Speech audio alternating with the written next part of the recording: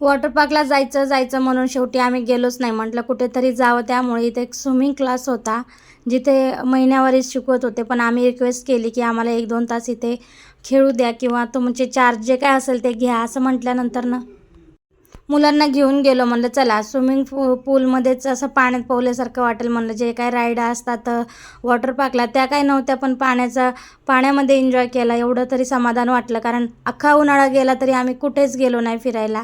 चला म्हटलं तरी आम्हाला कोणी घेऊन जायला नव्हतं, कारण सगळ्यांनाच कामं होती आणि आम्हीच रिकामटेकडे होतो. म्हटलं चला इथे पाणी तर पाणी भेटतंय ना, कसं का असे ना पोहायला मिळतंय ना. त्यानिमित्ताने आम्ही गेलो एका स्विमिंग पूलमध्ये.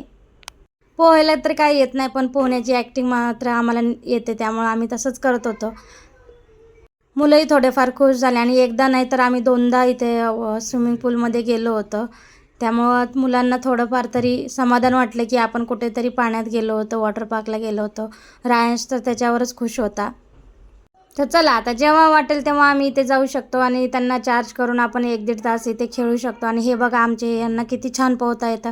असं आम्हाला कधी पोहायला येईल ना माहीत नाही. पण आमचा यश त्यालाही पोहायला येत नाही, पण तो अशा उड्या मारूनच समाधान होता. आणि आता तो थोडेच दिवस इथे राहणार आहे. तो जाणार आहे हॉस्टेलला. आता या 2-3 दिवसात तो जाईल हॉस्टेलमध्ये.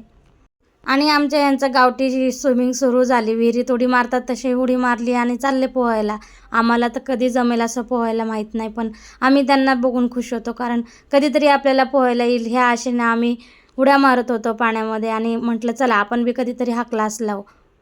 तर कसा वाटला ब्लॉग नक्की सांगा आणि चॅनलला सबस्क्राईब करायला अजिबात विसरू नका.